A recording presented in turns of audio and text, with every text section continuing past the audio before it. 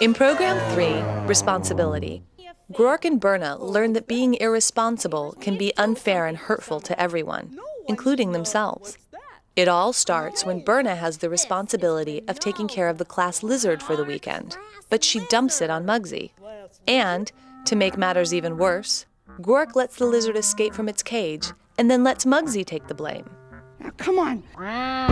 Wait a minute! Wait a minute! Where'd you go? Oh, No, Grork, I got it! Oh, great, yeah. So, who's going to be up first? Why don't you go first? Okay. Hey, where's Ronaldo? Who? The lizard. Oh, well, he's just in there. I'm sure he's hiding. You know, they can change colors. Oh, no, he is not hiding. He is not there. Are you sure? Yes, I'm sure. Oh, no, the door. The door. I forgot to close the door when I did the water dish. Oh, Berna is going to kill me.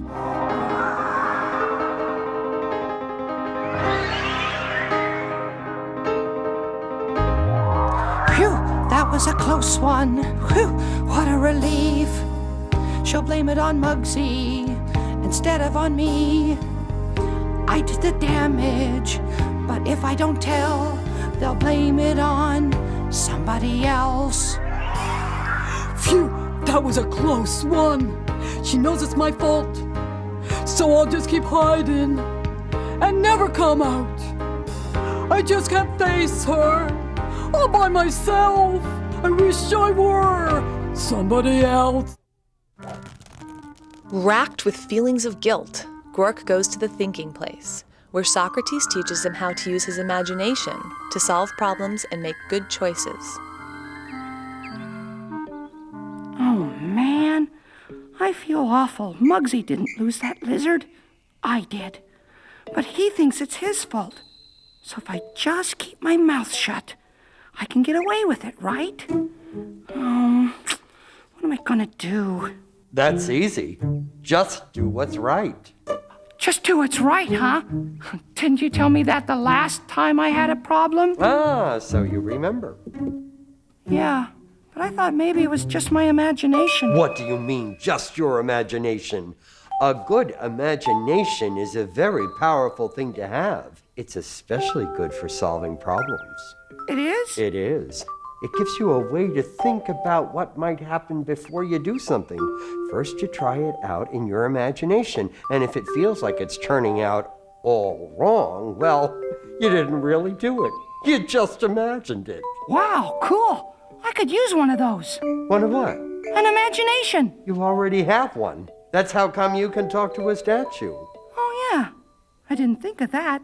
After a couple of practice exercises in which Grork imagines himself behaving irresponsibly, Grork's imagination leads him to the right thing to do. You didn't lose Ronaldo, Muggsy. I didn't? No, I did. You did what? Well, when you went to get the bat, I opened the cage and... Wow, I never knew lizards could move that fast. Boom, he was gone. Oh, you mean you lost the lizard? Grork, why didn't you tell me? I guess I didn't want to get in trouble. Sorry. That's just great. You know what's worse than losing that lizard, Grork? What? Making me take the blame. Recognizing the error of his ways, Grork admits his mistake, and together he and Muggsy teach Berna a lesson in responsible behavior. When you say that you'll do something, and you do it. When you promise someone something, and stick to it. When you start to do a job, and you follow through it, you are responsible.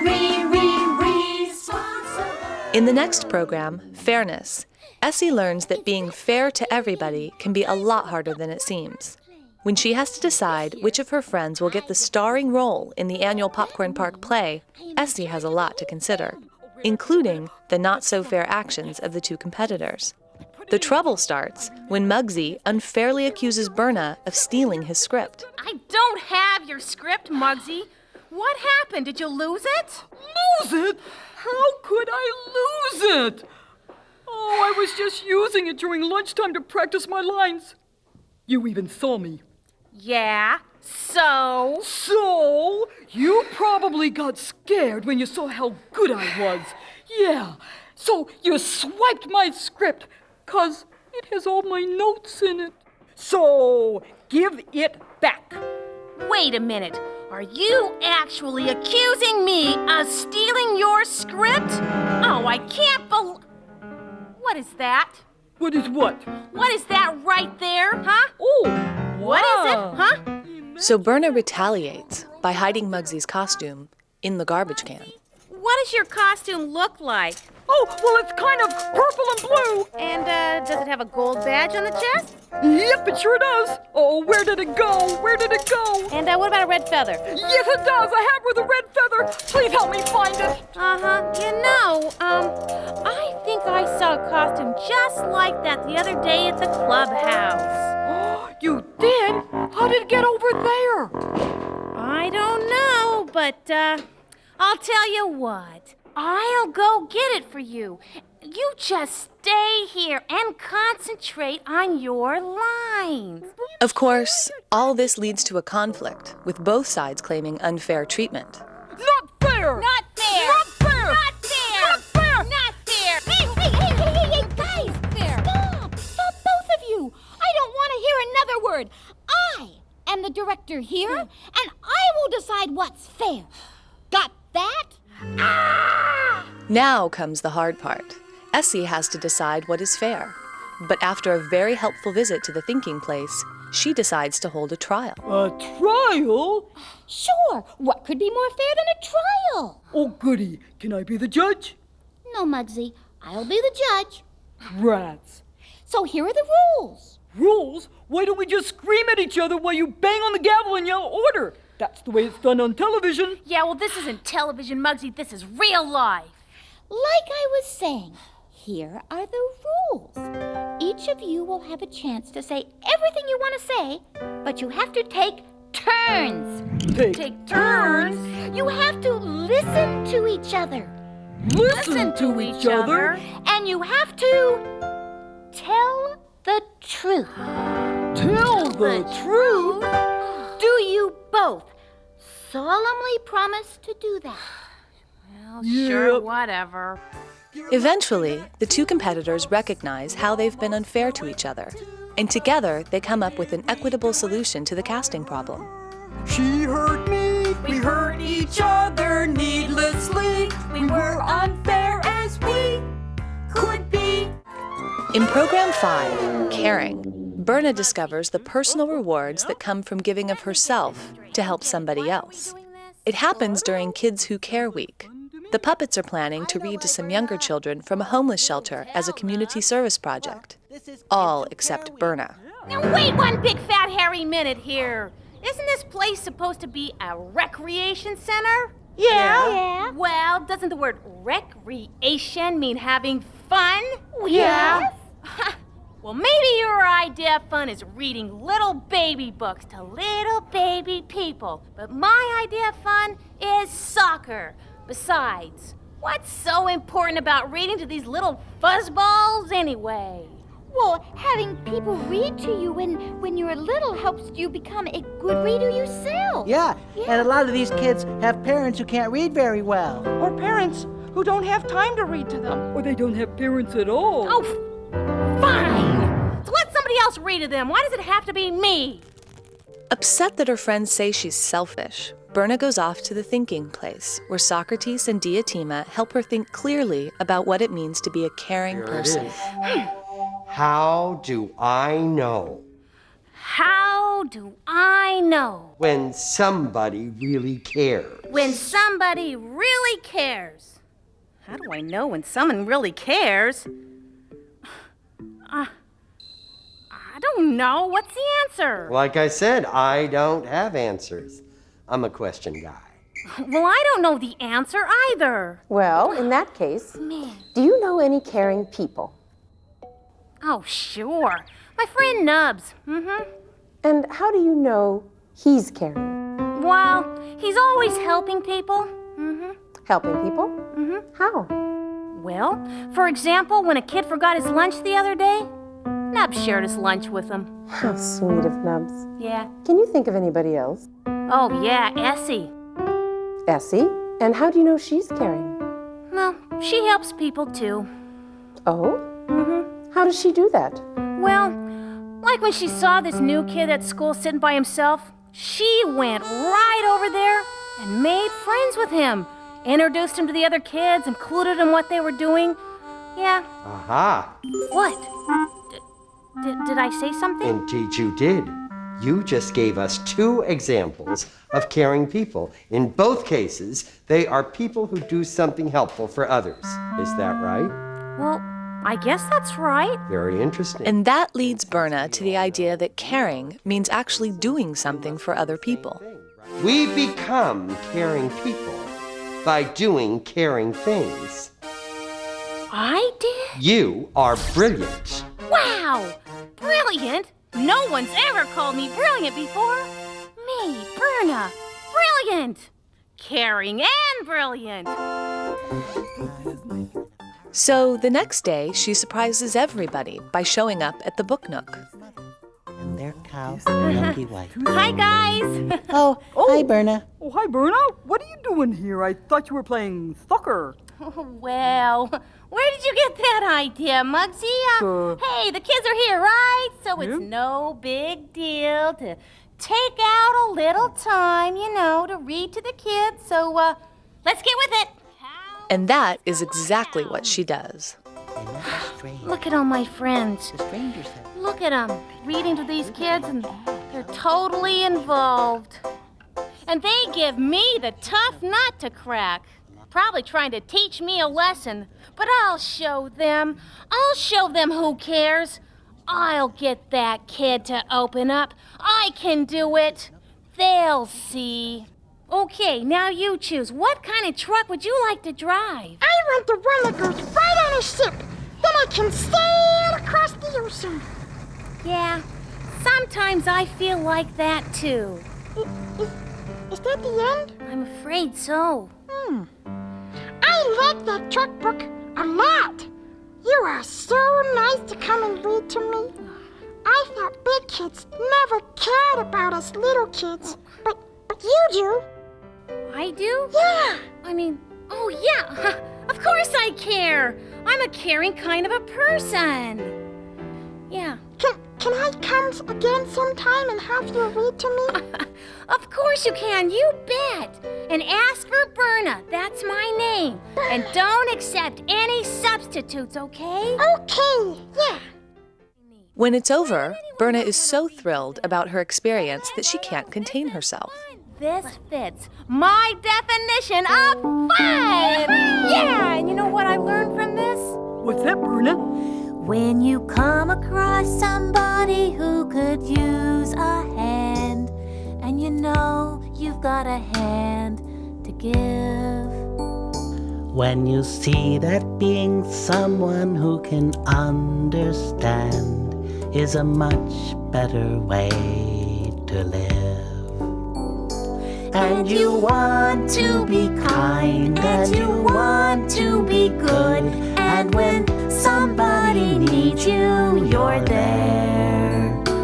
When you give of yourself to help somebody else, then it makes you a kid who cares. The final program in our series is about what happens when we care enough about our communities to get out and really make a difference.